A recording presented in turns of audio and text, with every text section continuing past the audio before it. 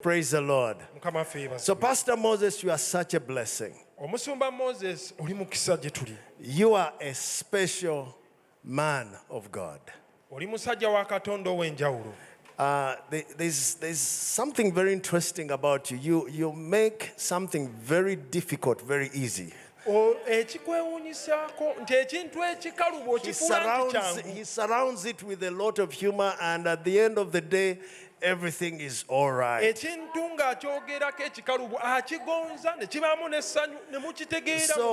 we are blessed again to have you this evening. Come and share what God has put on your heart. Let us welcome the man of God. Can we? God bless you. God bless you, Sebo. Thank you. Thank you, thank you, thank you. Wow. Please have your seats here at the great Gaba Community Church. Who was not here yesterday, so that I know where to start? If you weren't here yesterday. Hey, that's a lot of people. Okay, who was here yesterday? Okay. Yeah. Hey. Well, let's see where to start.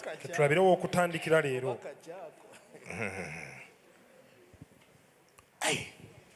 No pressure.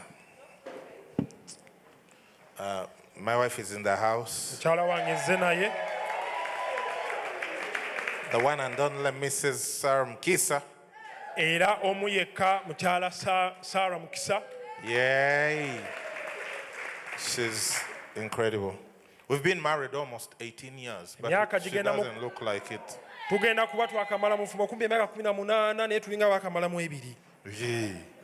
Are there any married people? Don't be there and pretend as if you're not married. Pretend like it's going well. Maybe it might start going well. You know, we were married, and 3 years of our marriage were very, very bad. Terrible. I was like, who came up with this whole lousy idea of marriage? I read a joke somewhere that the war of the sexes will never be won.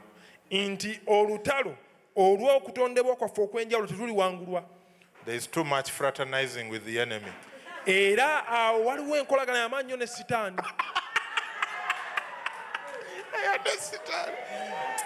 So if you're here and you're married and you want to quit, just stay. Because there is hope. A live dog is better than a dead lion. Some revelation that you don't know yet is on the way. And once you get it, your marriage will be wonderful.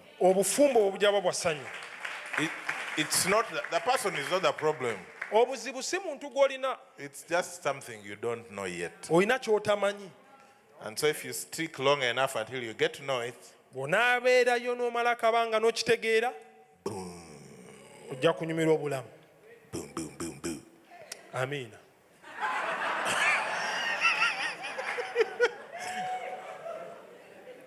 Pastor Apollo, good to see you. At least if these people threaten me, I will preach around here.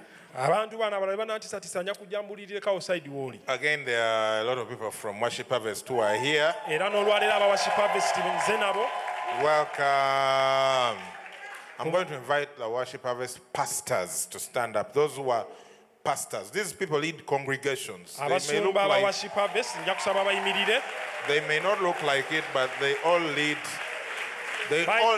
Pastor Peter, these people, they all lead congregations. It's not like they are pastoring somewhere. No. They lead.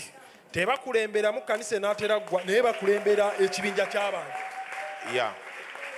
So these are very VIPs. Abantu bano bakulu ddala bakungu banjawulo mu bwakabaka bwa Katonda. And I'm going to invite all the other worship service people who came along, including our coaches, to stand up and recognize you. Era namwe abalala baavudde ku worship service n'abasaba muyimire tubalabe. Thank you for coming. Wow. Mwebale kujja.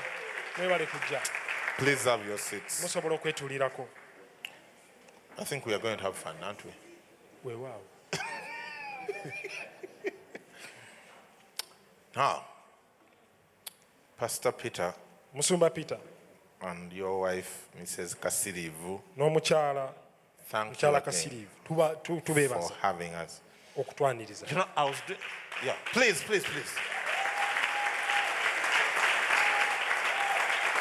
I was doing some numbers research. Mbadde nkola okunoonyereza ku nnamba ezimu. What is one in Luganda? Emu kyeki mu Luganda? Emu. Ebeera emu. 10, 10, 100, 1,000, 1,000, 10,000, 10,000, 1,000, a million, kakadde, a billion, kawumbi, a trillion, kazeeyi, kasirivu. kasiriivu. Hey!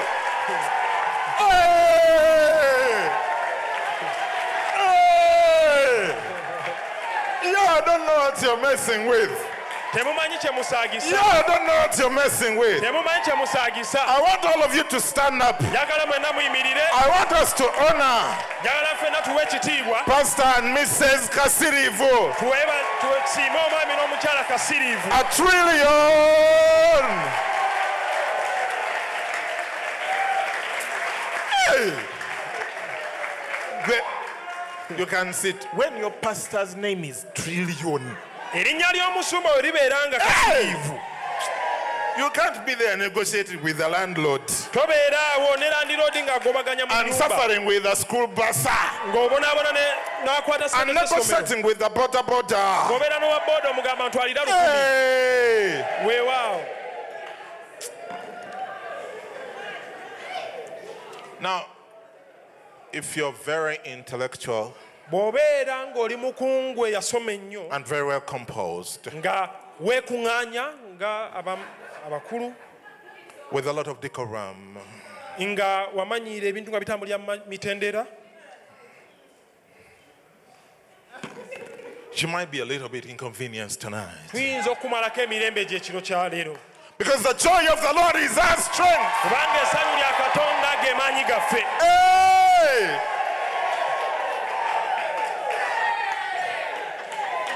You know, God has no grandchildren. Katonda waffe talina abazzukulu. Yeah, there is no one of the mature ones. Ebyogamba mufe abakuliridde mwe mugira muwoggana tunawoggana enkya. A third of the kingdom is just joy. Kitundutulu kyakusatu mu bwakabaka bwa Katonda tuba mu kusanyuka. Says righteousness, Egamba peace, tuukirivu, eddembe and joy n'essanyu in the Holy Ghost. n'omwoyo mutukuvu. Wow. So you should teach yourself to be a joyful person. Weesomese weegambe nti olina kuba musanyufu. That's why Paul says, rejoice in the Lord always. Kyova Pawulo atugamba musanyukirenga mu Katonda buli kaseera. How often? Kumala bbanga ki? Buli kaseera. Always. Buli kaseera. Now don't be one of those people where we have to discern your joy. Tobeera ng'abantu ababeera beetaaga nnabbi okusooka okumanya oba banaasanyuka.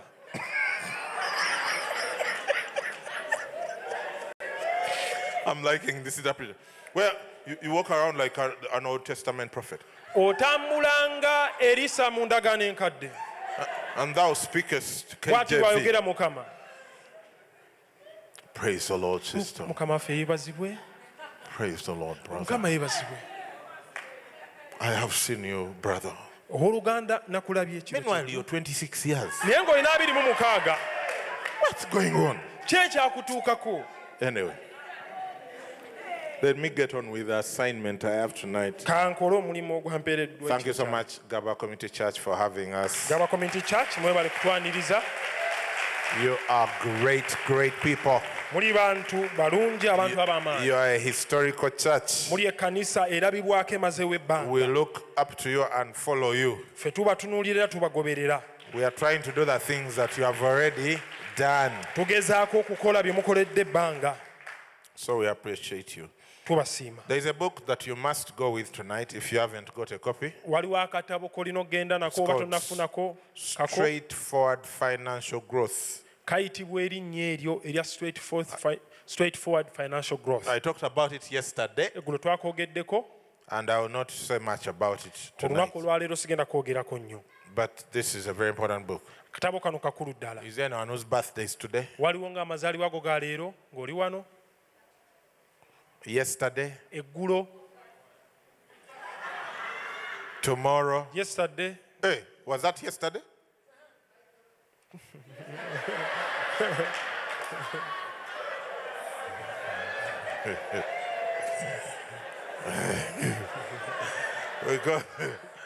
because by faith. Wow. Tomorrow, anniversary, wedding anniversary. No, not other kinds of anniversary. See, anniversary. I've tried everything. Who got born again on 12th April, if that was your salvation day? My God. I've tried.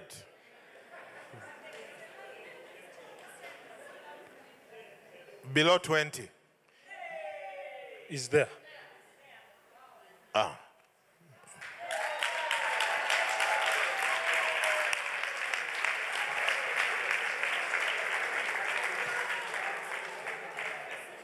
I have another book here. So that book is 30,000 back there.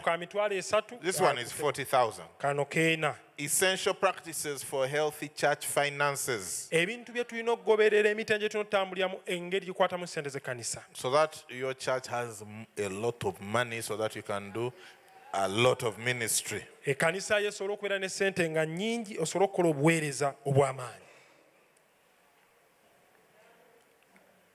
A pastor of a church, apart because I already gave one to Pastor Peter. Is there a pastor, a visiting pastor you can for this event? Not worship harvest. Not worship harvest pastors. Oh my God.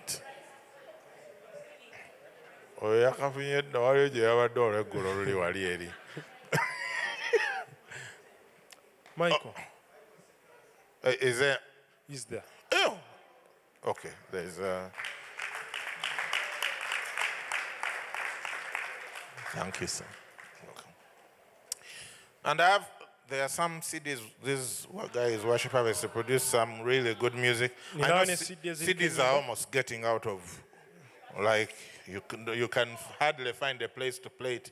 But if you can, at least you keep it as a souvenir. Sidde ennaku zino tebakyafulumya bintu mwe tuzizannyira naye wooba osobola ogitereka ng'ekijjukizo era osobola ogitwala. Well, someone is wise.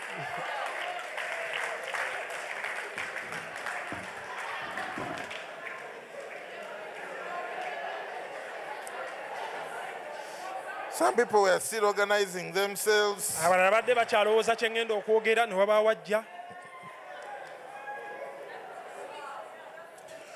Yesterday we started by dealing with our mindsets about money. Eggulo twasoose kutegeera ku ngeri gye tuyinza okukyusamu obwongo bwaffe ku ngeri gye twala ku bintu bya ssente. And I told you a bit of my own story. N'ababuulidde ku lugero lwange. And how I worked for 9 years. Ngeri gye nakolera emyaka 9. And had nothing to show for it. Nga sirina kye ndagawo myaka 9. And I promised you would get into some practical aspects today. Ne mbategeeza nti tugenda kusoma ku bikwatibwako. And tomorrow. N'olunaku olw'enkya. The team back there, if you have those same slides of yesterday, we'll be using some of them. Abali mu media mba mulina ku slides twakozesa olunaku olw'eggulo tugenda batuzikozesa ne leero ezimu ku zo. Yeah. But I wanted to point out something that's helpful for you as we get into tonight. It's the mystery of impartation. Something that you can't explain. Whereby being in a certain environment or with certain people or hearing a certain message, something starts happening in your life even when, and you can't explain how it's happening. I told you that it was the year 2010. We were at an event like this. It was a church camp for us at the time. And we used to, those days we all went for camp. We were so few we could all go for the camp. Now we can't go for the camp. And one of the speakers at the camp was a gentleman called Patrick Bitature, who you know well. He wasn't as animated as me. He just stood in one place like this and just talked for an hour. I don't remember what he taught. But what I can tell you, that as a result of that day, everything you see straightforward financial growth started that day.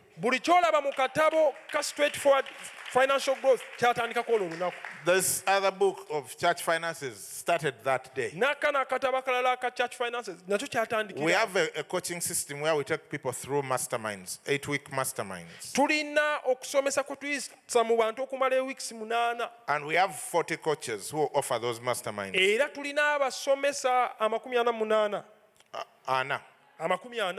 And they have clients from all over the world. Because they do it on Zoom. Every time I have a mastermind, I have someone from America or Europe or different places. One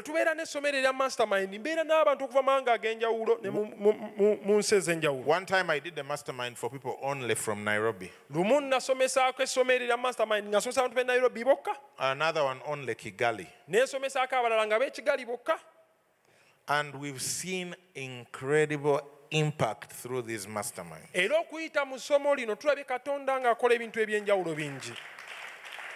We've seen people change their financial story through this mastermind. Probably more than 1,000 people have done the straightforward financial growth mastermind. And our target is 1 million people. That book, Straightforward Financial Growth, I'm confident it has sold more than 10,000 copies by now. Yeah, just last year, NSSF bought about 1,300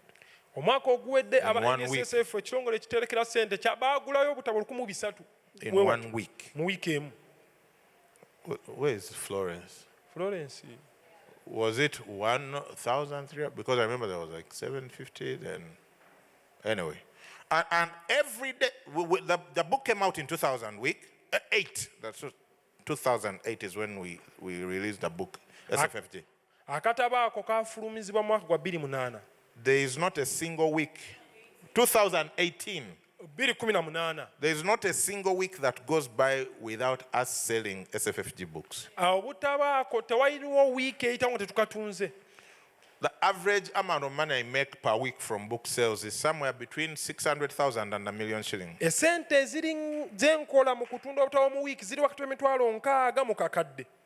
Every week. For 2 or 3 years now. Do you know how it started? Omanyi kyatandika kitya? Just by sitting and listening to a person. Nali nawendi ne mpulira omuntu and ng'ayogera. getting and receiving something beyond the words I was hearing. Ne nfuna ekintu mu nze ekyasukuluma ku bigambo bye nali mpulira byokka. Am I making sense? Byenjogera bikola amakulu. So take your presence here tonight as understand that something can start with you tonight. Okubeerawo kwe ekiro kya leero ky'olina okumanya nti olwo ekitandise mu bulamu bwo. That will change your life and the lives of many thousands of people. Kigenda okyusa obulamu bwo n'obulamu bw'abantu abalala 1000. Because while I speak and share and joke and you hear the stories and we do the exercises, something is happening to you. Bwe mba nsomesa nga mbuulira bwe nsaaganamu waliwo ekikutuukako. But you have to be willing to receive it. Naye ate olina okuba ng'oli mweteefuteefu okutwala ekyo ekyogerwa. Because that day when Patrick came, Olunaku olwo Patrick lwe yajja, I wasn't the only one in the audience. si nze nzekka eyaliwo mu baabuulira.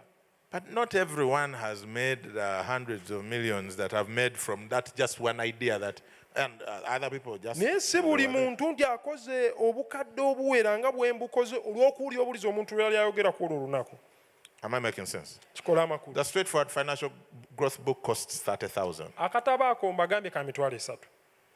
If you sell 5,000 books, how much money is that? Bw'otunda obutabo 5,000 kubisaamu sente mmeka? That's 150 million. Ezo miliyoni 150. Yeah. Every year I make from book sales close to 40 to 50 million. Omwaka nfuna wakati wa miliyoni 4 ku 5 mu kutunda obutabo. And I could just be without that income if I'd said, oh, there's a guy coming. Oh, that was a nice talk. Era naalibadde sente ezo sizifuna singa nali awo nenga omusajja yayogedde bulungi nga byayogedde byabadde birungi. But I decided to do something about it. Naye nasalawo okubaako kye nkola ku bye nali mpulidde. I received what the man was saying. Omusajja bye yayogera nabitwala ne biira kitundu ku nze. I didn't say he's Catholic, I'm not going to listen. Saagamba nti bitatula ono mukatuliki ani awuliriza omusajja taliko mwoyo. I received. Naye natwala era ne ntula bye yali ayogera. So don't let anything fool you tonight. Tooleetera kintu kyonna kutaataaganya kujja ku mulamu ekiro kya leero. Amen. Amiina. You receive impartation from a person Ofuna ekintu ekyenjawulo ekikubaako okuva eri omuntu by listening to the person, ekisookera ddala singa oba omuwuliriza, or by seeing or watching a person oba do whatever okumulaba they do, ng'akola by'akola, or by being present with a person, oba okubeera omuntu oyo wawaali, or by carrying out the instructions from that person. oba okugoberera emitendera n'okulagira omuntu oyo kw'aba awadde. When the Sanhedrin looked at Peter and John, Omusajja Omusanhedrin yatunuulira Peetero ne Yokaana and they saw the boldness they had, ne babatunuulira ne balaba obuvumu bwe balina, and they knew that they were uneducated men. ne bagamba ddala abasajja ano yaka This tebaasoma. is Acts 4:13. It says they realized they had been with Jesus. Awo mu bikola by'abatume 4:13 bagamba abasajja ne basobola bagamba abasajja bano ddala babaddeko ne Kristo. They had been with Jesus. Baali babaddeko ne Kristo. What that translates into the 4 things I'm telling you. Ekyo kikuteeka ku bintu bino ebina bye mbadde njogera. They used to listen to Jesus. Tibaawulirizanga Yesu, They watched or observed what Jesus did. ne beetegereza bye yali akola, They were present with nga Jesus, bali naye mu kifo kye kimu, and they obeyed the instructions of Jesus. era ne bagoberera okuluŋŋamizibwa kwe yabawanga. You see, if you want to plant a successful church like Gaba Community Church, Bw'obanga oyagala okusimba ekkanisa ekula ng'eno, and which plants hundreds of churches era esimbye amakanisa amangi, and takes care of thousands of children, erabirira abaana 10,000 and even build a university, n'ezimba na yunivasite, all you have to do ky'oba olina okukola is come to Pastor Peter gwe jangu wali musumba Peter and start listening to him owulirize, listening to all his sermons, owulire by'agamba n'obubaka bw'abuulira, reading all his books, osome obutabo bwe, okay, and then watching him, otunuulire obulamu bw'engeri gy'abutambuzaamu, watching the way he deals with different situations, olabe engeri gy'asisinkanamu embeera n'engeri gy'azikwatamu, watching how he leads prayer. olabe aluŋŋamya atya abantu mu It's kusaba. not complicated. Si bizibu. You just, when he takes the microphone and is leading prayer, what does he do? Wabeera afunye akazindalo ng'akulembera okusaba akola atya. You just watch what he does. Gwe mwetegereze,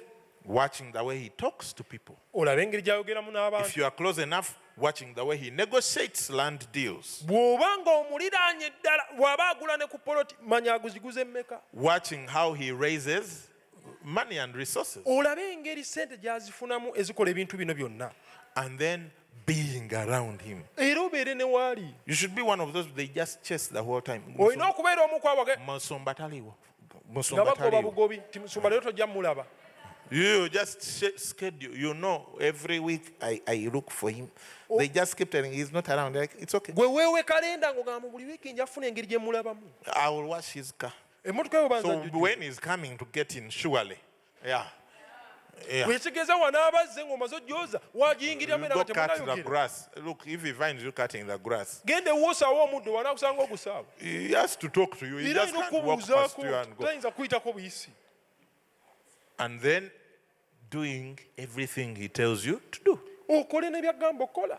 following his instructions. Ng'ogoberera Before you okuluŋŋamizibwa. know it, you'll be doing exactly what he's able to do. Bbanga linja kuyitawo ttono ng'okolera ddala nga bw'akola. Yeah.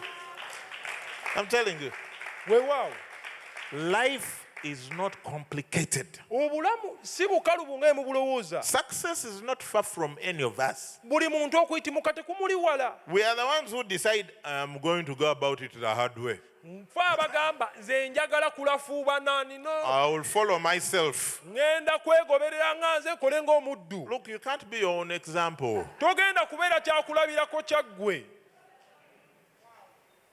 Am I making sense? Mukama ffe yeebazibwe. So, as we go about tonight, Ekiro kya leero nga bwe tusoma. please listen. Wuliriza, Watch, tunula, be present, fully present, fuba okulaba nga wenna w'oli mu kifo kino. and follow instructions. Ate ogoberere okuluŋŋamizibwa. Take me to the slide which says developing income streams. Ntwala ku kitundu ekigamba Developing income streams. That's, I don't know how to count the slides on here. Okay, there it is. You think you can do the other magic where it becomes narrow in the middle? osobola okafunzaamu Hey, mama. kiri wansi. It's lacking a word. That's okay. So the missing word is developing income streams. Engeri gye tuyinza okuzimbamu engeri gye tufunamu ssente Take me ey'enjawulo. to the triangle. The triangle. 2 slides down. Okay, I'll stick with that. That's okay as well. But first give me the triangle. I want to do the simpler thing. Triangle. There we go. So this is a very simple, conceptualized version of the wealth cycle. Eno y'engeri gy'oyinza okukolamu obugagga gye nnyanguyizzaamu ennyo gy'osobola okutegeera You can amangu. write it down or you can take a picture of the what? Osobola Of the screen. okubiwandiika oba n'okuba kifaananyi. Sometimes it's whichever is quicker for you. Ekikwanguira ky'oyinza okukola. It is so easy to get wealthy. So easy. Engeri y'okukolamu obugagga nyangu. You get it, Bufune, get the money, ssente zifune. and then what do you do with the money? You keep Zikuume. it. Yeah, the money that you spend, you can't turn into wealth. Essente z'osaasaanya ate tezisobola kufuuka bugagga. It's only the money you keep. Ezo z'okuuma z'osobola okukolamu obugagga. And it's not enough to keep it. Ate era tekimala kuzitereka buteresi. Because there's something called inflation. Waliwo kye tuyita essente okunaabuuka. So you start growing it. Ekitegeeza tandika ozikubisaamu. And then you repeat this cycle continuously. Oddemu omuzingo guno buli lunaku oguddiŋŋane nga buli mwaka. This is how people in every culture, country, nation, name it, this is how they build wealth. Mu nsi yonna, mu mahanga gonna, ne mu nzikiriza ez'enjawulo, abantu bwe bakola obugagga.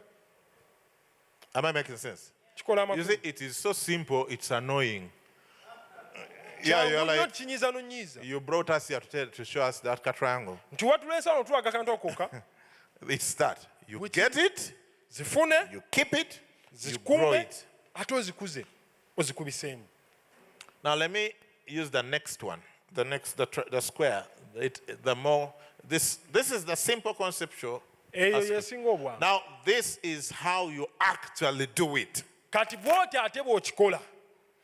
You start by having an income. In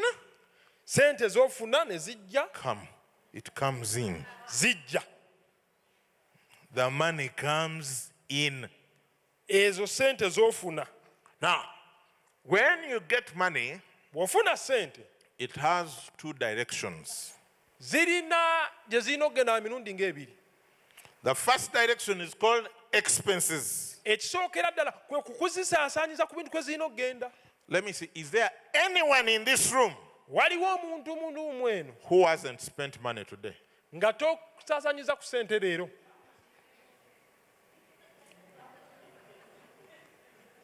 You haven't spent money today. Don't spending the you drove. How you teleported here? Even your phone, an app got what? Uploaded. You spent data. Yeah. We spend money every single day. And champions do daily what mediocres do occasionally.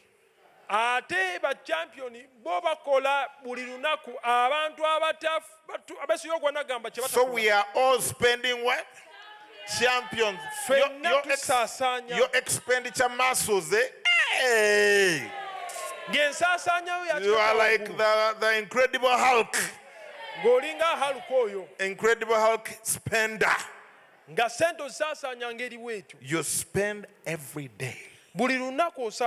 That's why you're really good at it. Try one day not to spend money. You will almost fall sick. It will be like a drug, like your drug addict who hasn't been given a shot. Kind of like this. At least you stop somewhere and buy sweets. Yeah. I'm telling you, you are addicted to spending. Now, you need to understand, you'll never grow wealthy spending.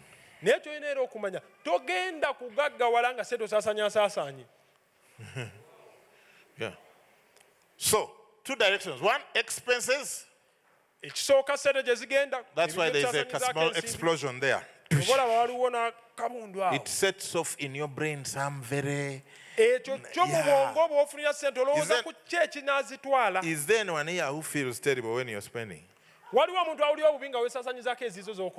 No. No one. When you're buying those shoes, it's as if the Holy Spirit has come upon you. You know? Yeah. Spending is very exciting. There is a country I will not name where they've even made it possible you can spend even when you don't have the money using a credit card. Now some of you, the Ugandan banks have already been calling you, telling you that there is the option of a credit card. You think it's cool. The Bible says that the borrower is servant to the lender.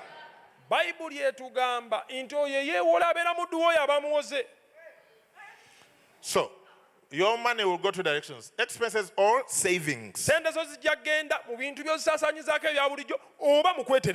only money that is going to make money and make you wealthy is savings.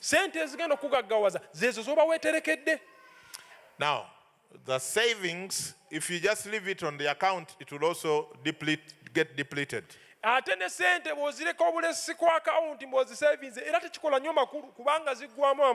Or you will get a problem.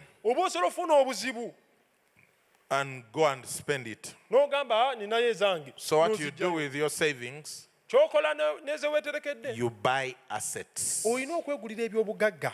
Assets. Weegulira eby'obugagga. Different kinds of assets. Eby'obugagga eby'enjawulo. Real estate. Oba ogenda mu bya kuzimba amayumba n'agula amataka. Land. Taka. That's real estate. But let me break it down. Land, buildings. Kuzimba. You join a cooperative society. Sola ogenda mu zisaako. And you start saving there. N'otandika okutereka sente. And as other people come to borrow, they give interest to the club and you make money. Abalala nga bebeewoola ne bazza amagoba go n'obeera buy bonds, treasury bills, and mutual funds like the investment, what's that thing? Umbrella Investment Trust Fund. Ebigambo ebyo mu Luganda tebiriiwo nnyo. All those are what? Weegulire ku migabo. Assets. Biba bikuwa ebyobugagga. And then the whole point of assets naye ekikulu ky'ebyobugagga bino is they must produce cash flow. Birina okusigala nga bikuweereza ku ssente. The end game is cash flow. Ekisinga obukulu mu byonna kusigala ng'ofuna ku ssente.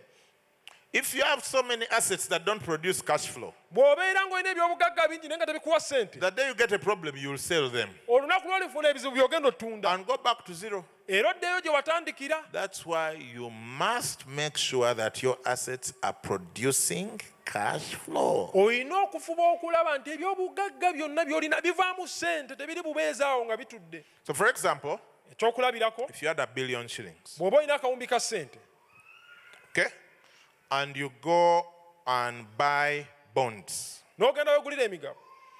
Bonds, at present they are good bonds of 16-15% per annum. Buli w'oba ogyegulidde osobola okufuna amagoba ga bitundu 16-15 omwaka.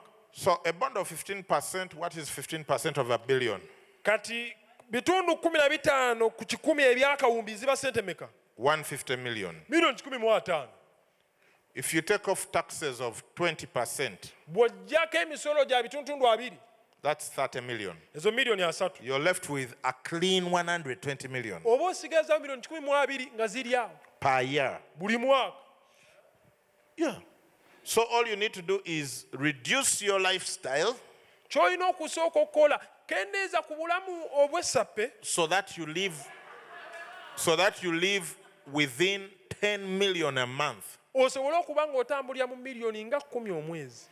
And you will never, ever need to ever do a job again. Obeere nga tokyasobola na kukolera muntu yenna mu bulamu Ever.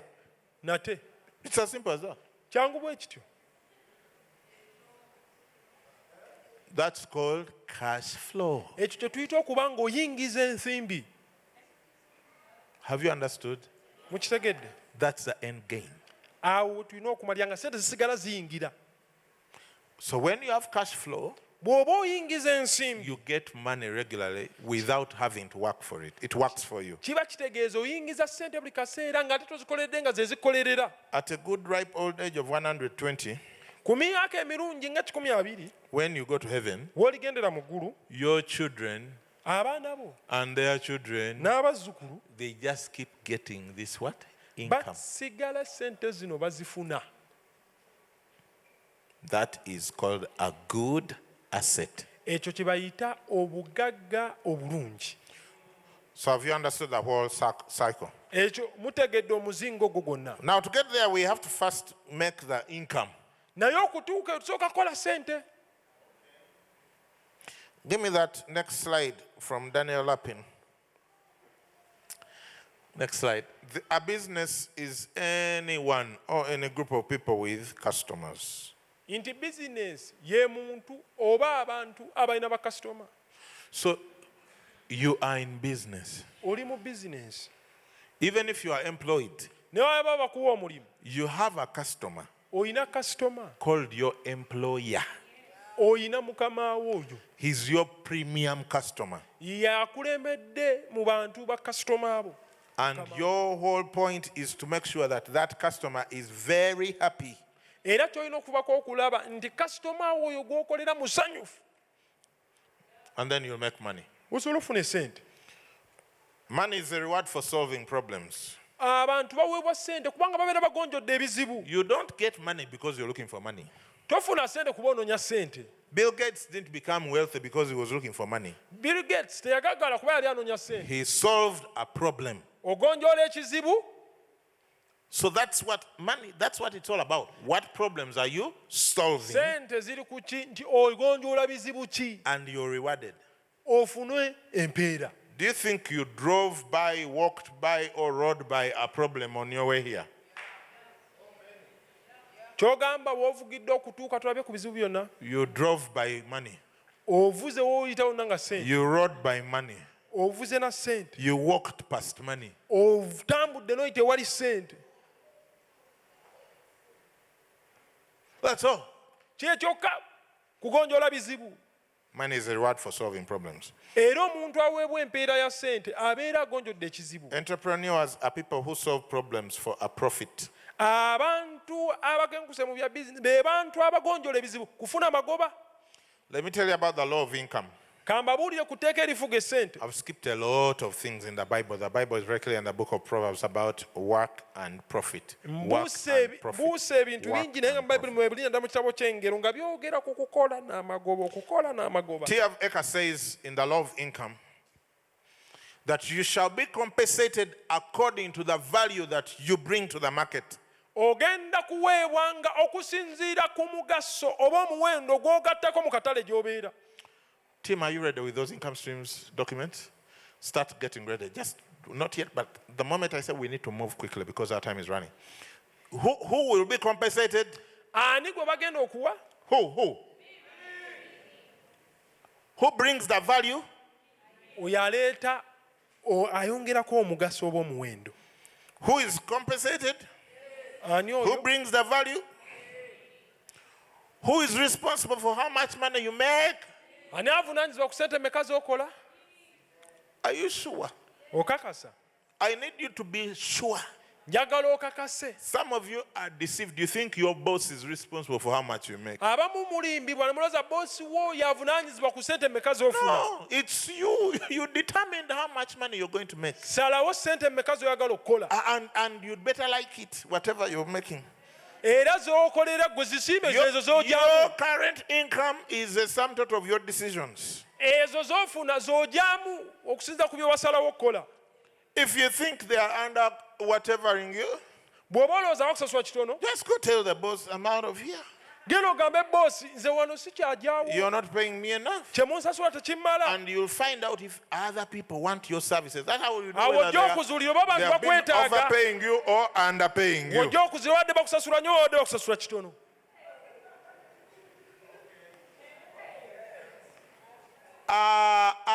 Gaba people, are you with me? Ab'eggaba muli wamu nange. Am I saying things which are not there? Njogera ebintu ebitaliiyo.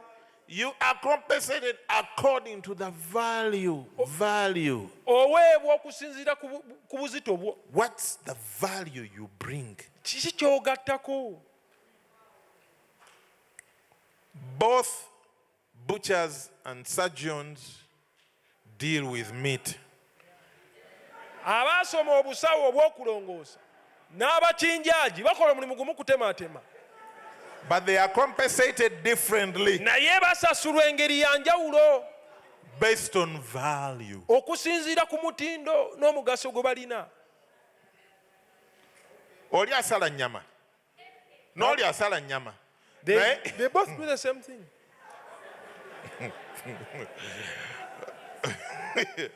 Yeah.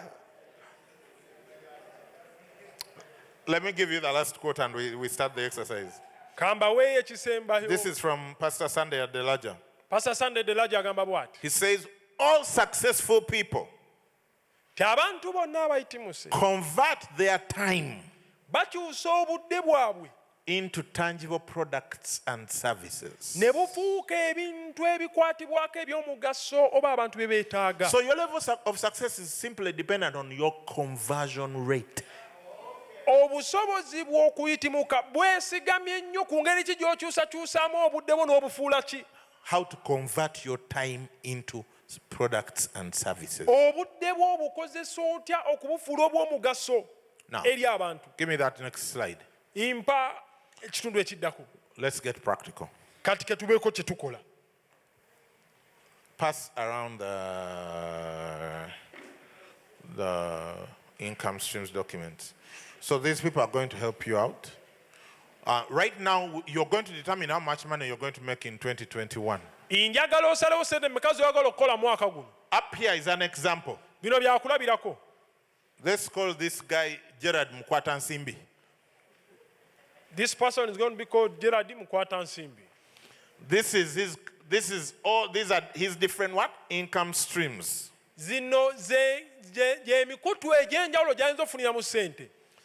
Salary, consultancy, maybe he's a musician, he plays in a band that plays somewhere.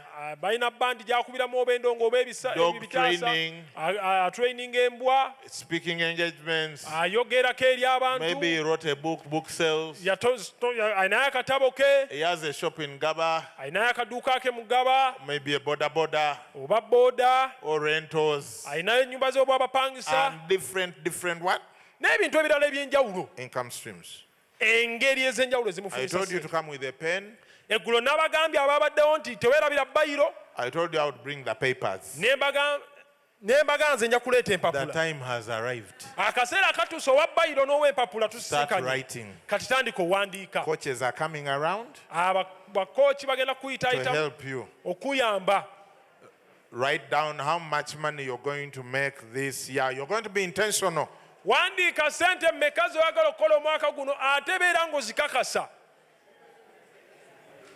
The first time I did this exercise, I gave my target, myself a target of 300 million shillings. I thought it was wild. But by the time the year ended, I had hit my target.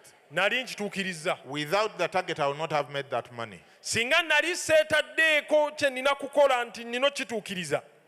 In a few minutes, I'm going to invite some people who will share their stories on how this exercise changed their lives. But let us start. You're going to keep the paper. It's yours. You don't need to share with anyone except the coaches. These coaches don't know you personally, so they just want to come and help you.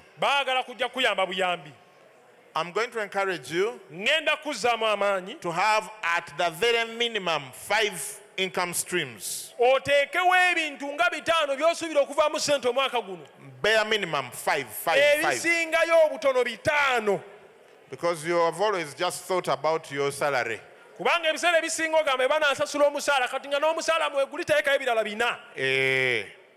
Let's work. I'm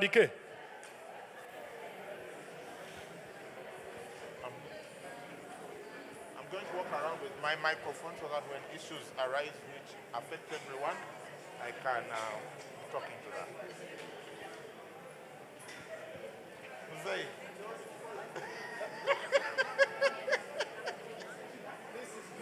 Thank you.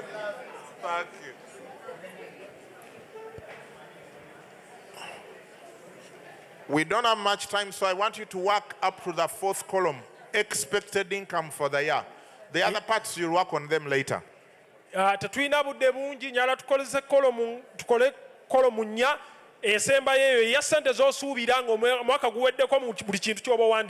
So unit value is what you're paid for that particular item.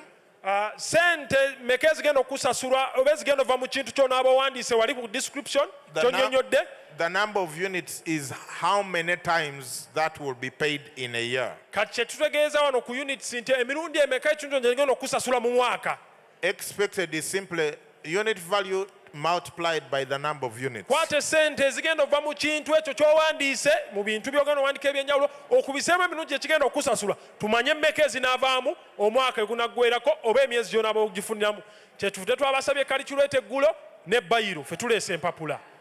Don't be stuck on the monthly payment. va ku bya sente z'omwezi byokka lowooza ku bintu ebirala. Some of the things are weekly. Waliwo ebintu nga balina kusasula buli wiiki. Some of the things are quarterly. Waliwo ebiyinza okusasula buli luvannyuma lwa myezi esatu. Some of the things are daily. Waliwo ebigenda okusasula buli lunaku. Pick your thing and let's do it. Olupapula lwo lwandiikamu ebintu bitaano. If you have any problem, just put your hand up and coaches will come where you Oba are. waliwo ekikusumbuye wanika omukono gwo abayambi bakutuukeko awo. Coaches, we have some people upstairs. Please make sure that they're okay. There are coaches. Are there coaches up? Okay, great. There are coaches upstairs. Just put your hand up. And these people have done this exercise for forever, so they are very familiar with it. Abamu ku bano bo bakikoledde ddala okumala ebbanga era kati bakimanyi. Now we have 5 minutes. 5 Sigaze minutes. eddakiika ttaano buli kintu okisigazaako eddakiika emu emu ebitaano bye nabasabye. Who wants more paper? Ani eyeetaaga empapula endala?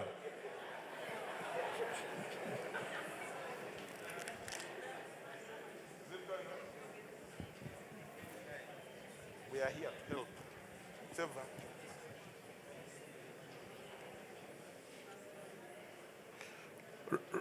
Remember to be truthful to yourself. Naye ate era jjukira nti olina kubeera amazima eri ggwe. This paper is yours. Olupapula lulwo by'owandiika bikakatako You're okutuukiriza. going to go home and reflect. By'owandiika olina obirowoozaako.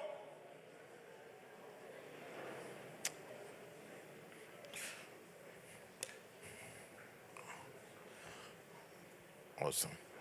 I'm going to urgently need you to come up with the total expected income for the year. Mbeetaagisa okulaba nga mututegeeza ze mugenda oba nga mufunye omwaka nga guweddeko. 2 minutes. Okay. Eddakiika 2. Hey.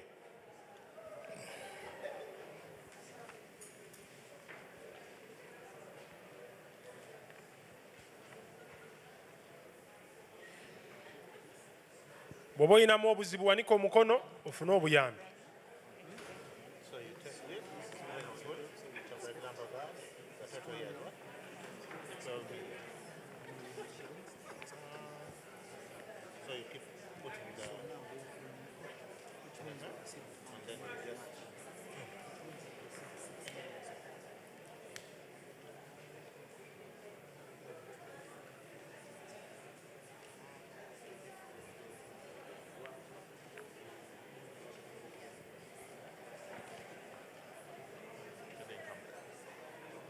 Coaches, you're focusing on total expected income for the year. That's the number I need in the next 2 to 3 minutes. Total expected income is the number I need in 2 to 3 minutes. Abasomesa kati sente ze neetaaga ng'ebintu ebitaano byonna bigattiddwa sente ze bazisuubiramu ziri mmeka?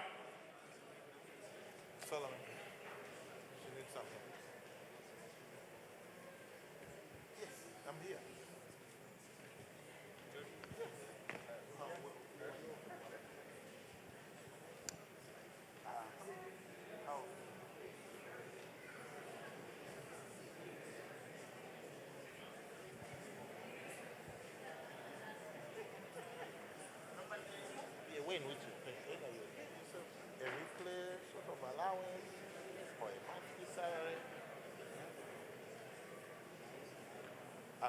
So the salary is different from another one.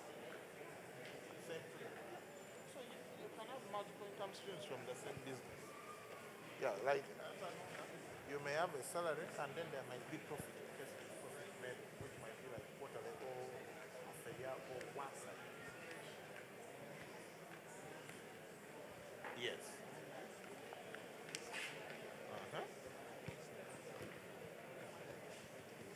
Yes. So you put all of them. Yeah, that's the idea. The idea is to aggregate all the income so that you have an idea. Because many times, because people don't do this, they actually don't know how much money they make in a year. Yeah. If you're employed and your employer is registered with the National Social Security Fund, NSSF, NSSF declares an interest income every year. It's ×1. It is not the principal, it is the interest. Please write it as an income. Secondly, bw'obanga lwokolera bakusasula ssente ezigenda mu tterekero ly'ensimbi nazo ziwandiike waawo kubanga kubeerako amagoba ga kitundu kimu buli mwaka. Please don't write the things on the screen. Ate bannaayo abamu temuwandiika bino kuba kyakulabirako. It's just an example. Kino kyakulabirako, wandiika gwe byogenda okukola emyaka guno ebintu 5. Hallelujah. Amiina. Another income that you should consider esente endala z'ofuna z'oyinza okutunuulira n'ogamba zizo is money that people give you, abantu ze bakuwa gwe z'osuubira ze banaakuwa. where the people just come and say, go drink soda. Omuntu n'ajja n'agamba funamu kakooka. Write down, put, please, I need you to have an expectation for that money as well. Baako n'ekisuubiri ng'osuubira oliko omukisa abantu okubbula esinga. Because z'osuubira mmeka? you've been wasting that money. Kuba nazo obadde ozoonoona ozigalabanja z'osuubira okuwa.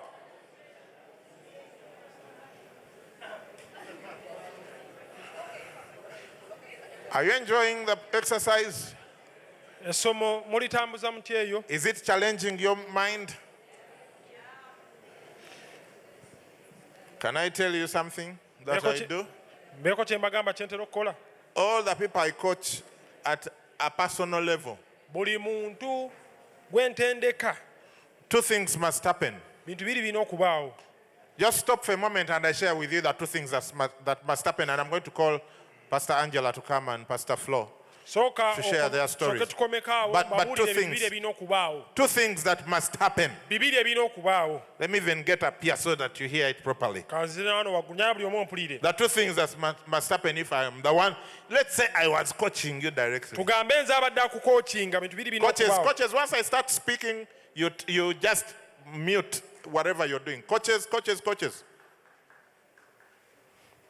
1, that you must have 10 income streams. 2,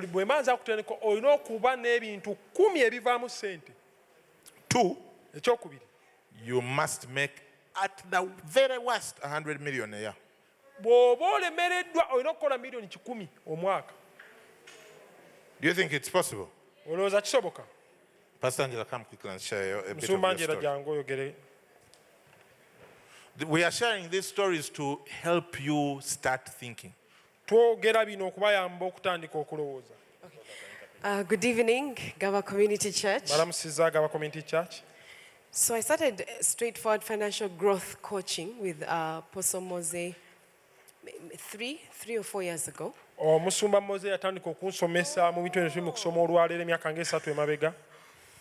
And as he said, I needed 10 income streams.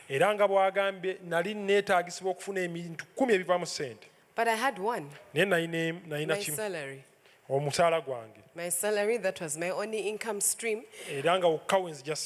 And he said, you must have 10 income streams and you must make at least 100 million Uganda shillings. So I was like, what am I going to do? Okay, so I write down salary. Then I think, and he's like, okay, you can put down your NSSF interest. I said, thank you, Jesus. I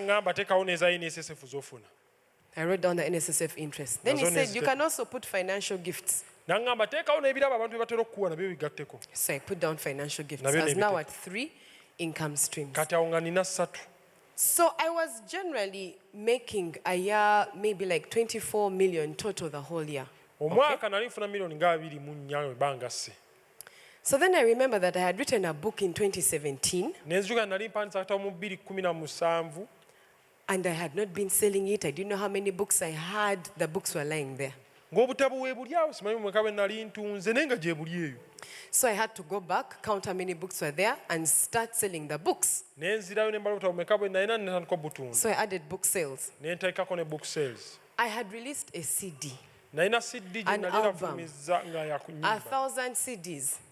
I did not know how many there were at that point. I'd given some away. Maybe I'd sold some as not being a good steward.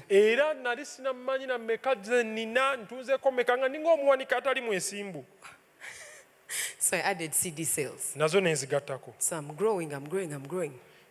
Then I joined an investment club. Then I decided that I'm also going to start coaching, so I added that. Then I used to to bake stuff, and then I noticed, oh, I can start making cupcakes. So I started making cupcakes, so I added that.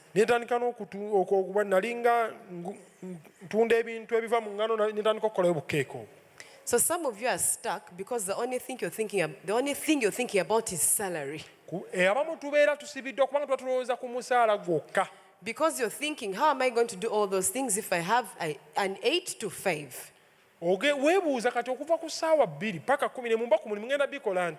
But I've done all those things. Okay? Then I found someone who likes sewing stuff and someone who likes selling stuff.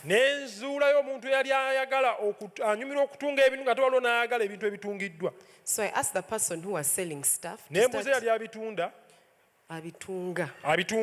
to make coasters, table mats. Table mats. And the other lady started selling them for me.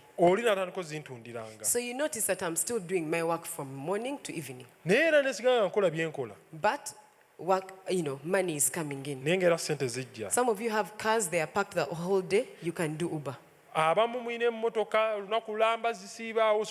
Some of you have homes, you have children around, you have people in your home that like looking after children. You can start a small caretaking thing in your house. You can start selling airtime. The ideas are plenty. So guess what? I have now grown from one income stream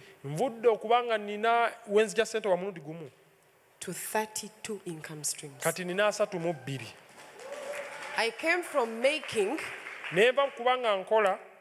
24 million a year. I had to reach the goal of making 100 million that year, which I made. And our finances as a family have grown, because in 3 or 4 years. So the money that we made the year we started doing SFFG is the money that we gave last year. So it works and it's working. Open your mind.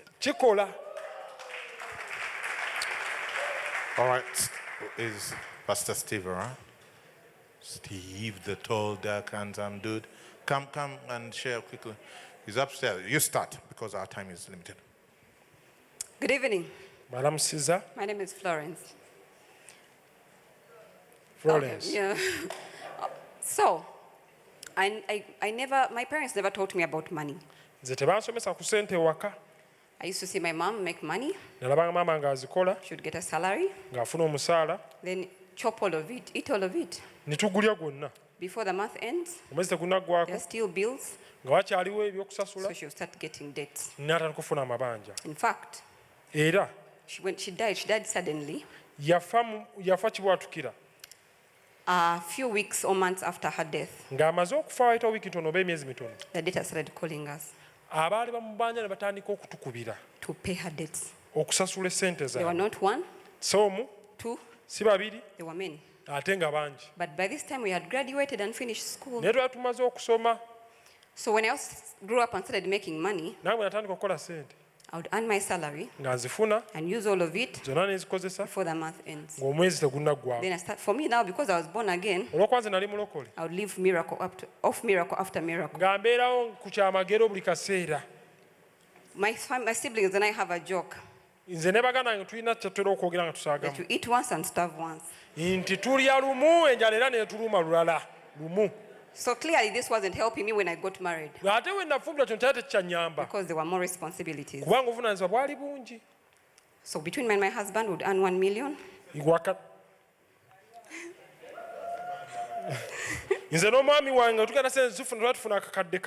So when we get it, we'd use all of it and expect the miracle. So we realized it wasn't sustainable, and it strained our marriage so much. We were so broke. that his parents would give us money. They would look at us and just give us money. We were so broke that my husband here, who is the last born, looked older than his brother. We were so broke. Yes, people would walk to him and tell him, are you older than him?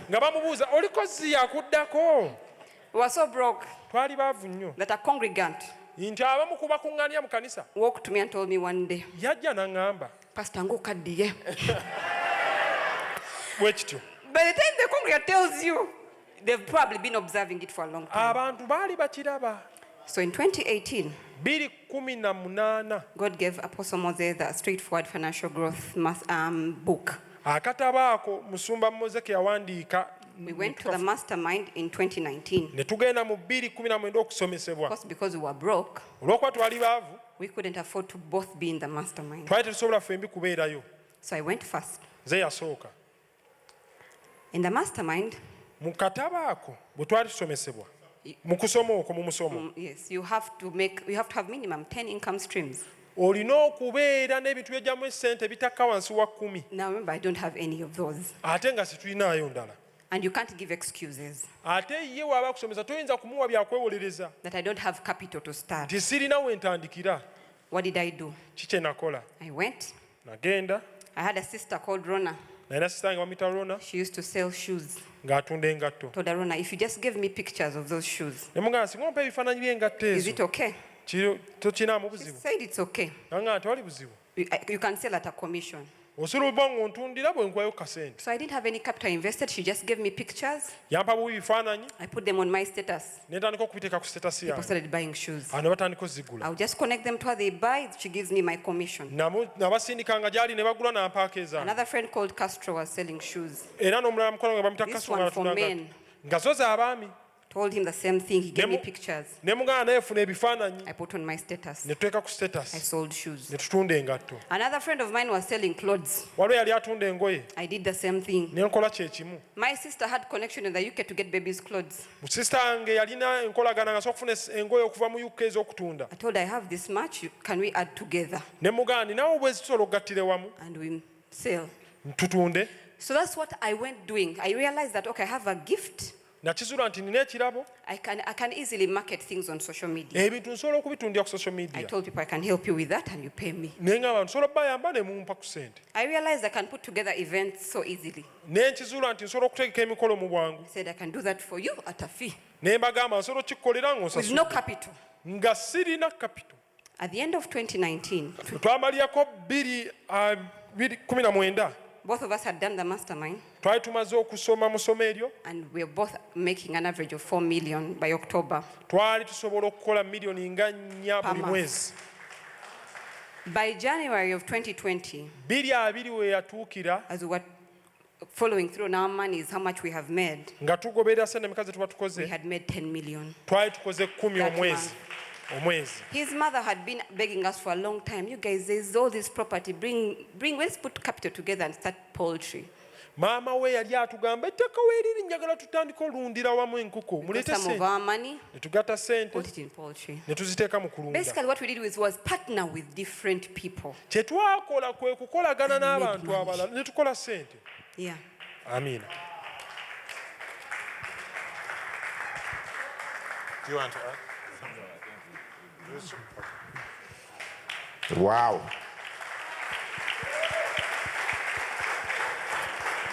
From 1 million a month in June to 10 million a month in January.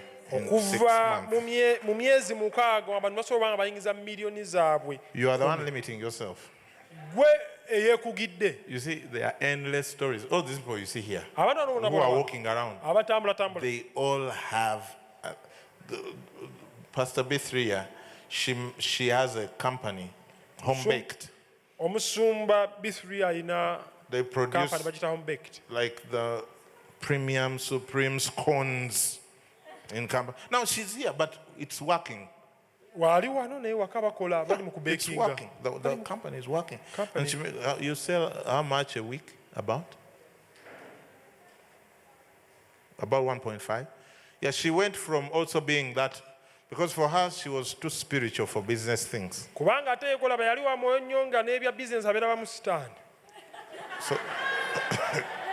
so for her it was about the Lord will provide. God had mercy on her. And she understood the things I was talking about after doing the mastermind the second time. And her income went to like 30 million a month. Now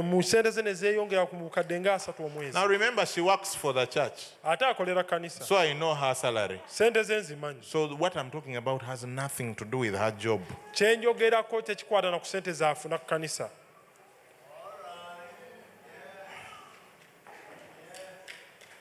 Are you willing? Okay. 5 more minutes. Now, please, no more excuses. No more excuses. Give me that expected income of the year, and I don't want lousy small monies on your paper. Yeah. Stretch your mind. God gave you a mind. Stretch. Stretch. Think. Some of you are good speakers, like Pastor Apollo here. I need to see MCing on your income streams. MC.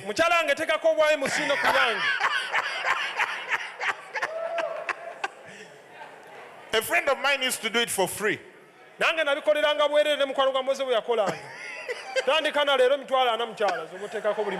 And after the mastermind, he started charging 2 million per gig.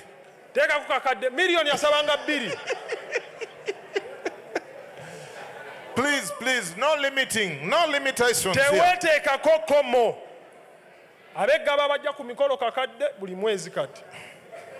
MCing, yes, baking. Did you know that Red Bull? How many of you know about Red Bull? Red Bull is a purely marketing company. They don't make the drink that you drink. They don't manufacture anything.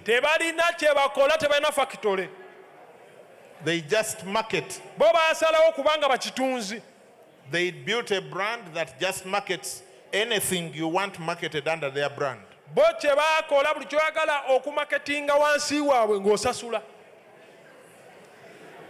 So there are so many ideas.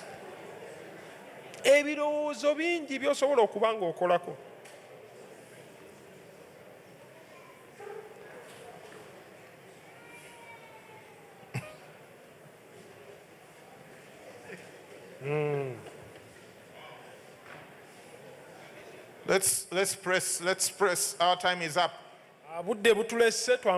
Total expected income. Total expected income.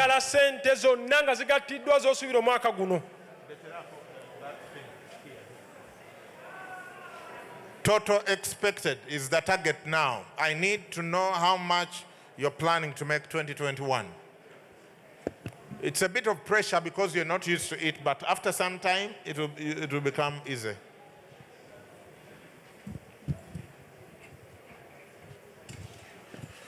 So I want you to take your total expected income and write it on the other side of your paper.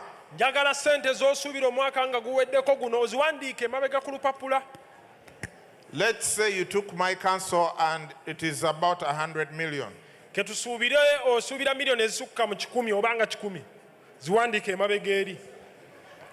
Don't write 100, just write whatever is the total. You see, that fourth column, what's the total? What's the total? Coaches right now focus on total expected income, move quickly. If someone is still so far from that, leave them. Just go to whoever is closer to that. Go to whoever is closer to total expected income. We're out of time. We have to go. Coaches, just move quickly. Make sure everyone is writing down the total expected. Calculators.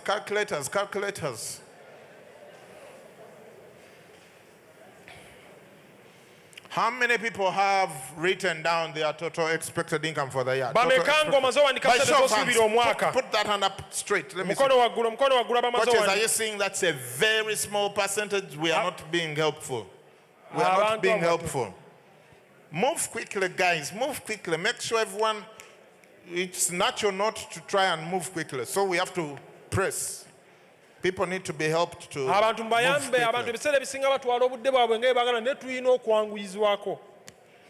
So add up that column. That column expected, add up the total. This one got 95.4, but that's not what you should get. Yours is different. You might have 300, you might have 600, you might have 800 million, whatever it is, be truthful. And you have to come back with this paper tomorrow because we are going to do another exercise where we'll need the information on this paper.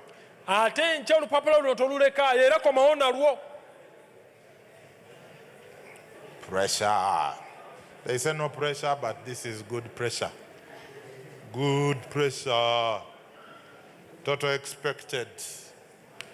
Total expected. Twagala kumanya kati ze tusuubira luvannyuma lw'ebintu ebitaano ebyo nga bigattiddwa omwaka egunaggweerako. The time is running. Some of us will need to go back home and even do a smoother.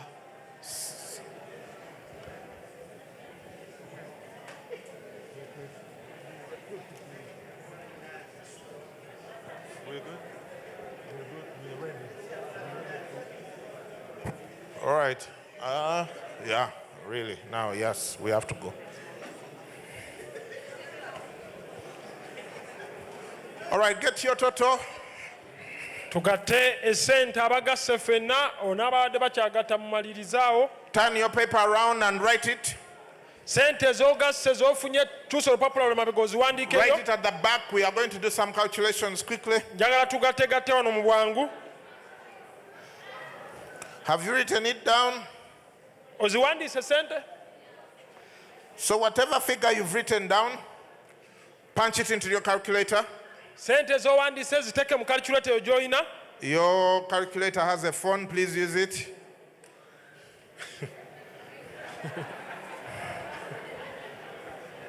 Calculator ye erina essimu gikozese.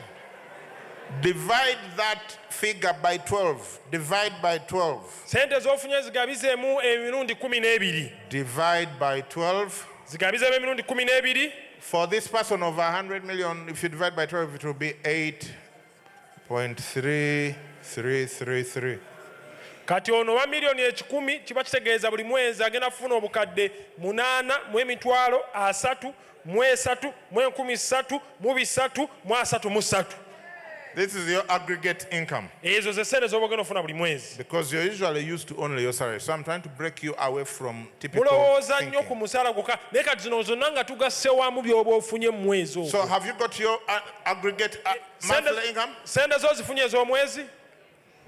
How many people, by show of hands, you have your aggregate monthly income written down on that paper? Please, if you're showing me your hand, please show it to me. Don't do like this. Okay. I think I have some people in the room. Okay. Now, let me move it back because the people on the side are not seeing. So, you get your total, divide by 12, so you get your monthly average. Eh? Now, whatever you got for monthly, divide by 20. So you're going to get your daily rate. This is 416,667. That's your daily rate. That's about how much money you make every day.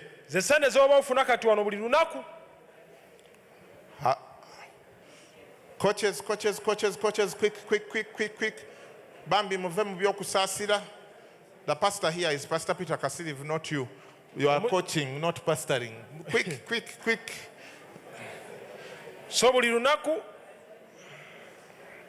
oba ofuna mmekaawo. Have you got your daily? Ozifunye eza daily? Do you like it? Ozaagala? ezadde ira owulira nga zikusaana.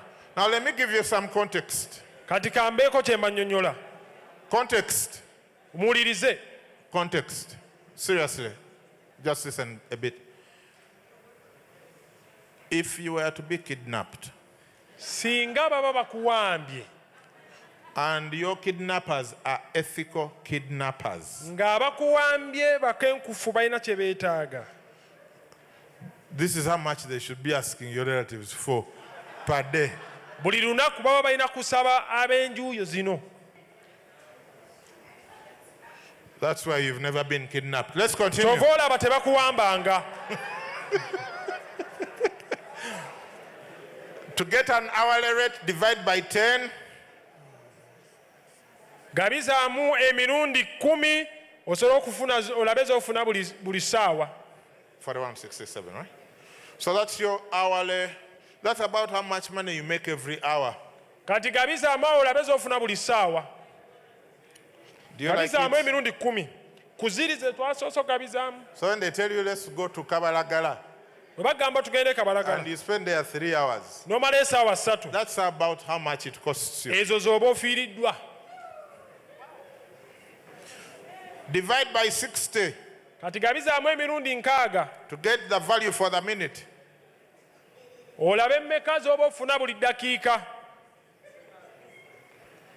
That's your value for the minute.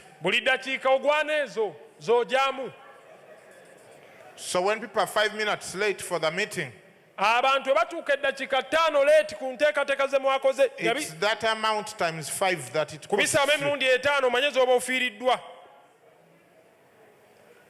It might also explain why people might be coming late for meetings with you. Small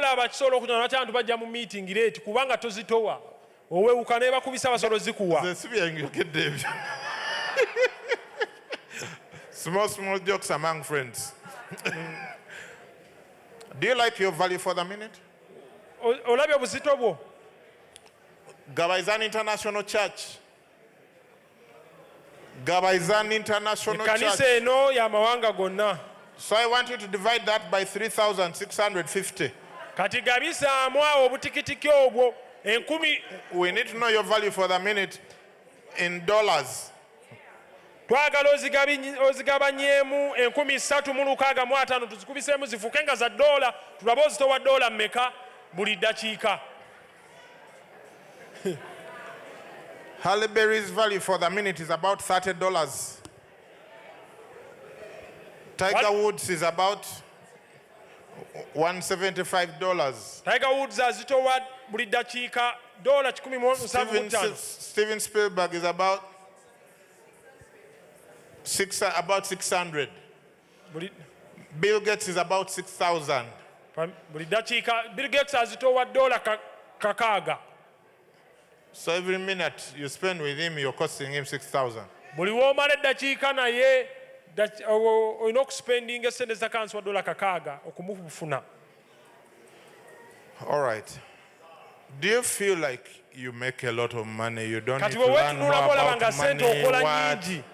Are you wondering why there is even Money Matters conference at Gaba? Maybe like we already nailed this thing. Ladies and gentlemen, see you tomorrow at 5:30.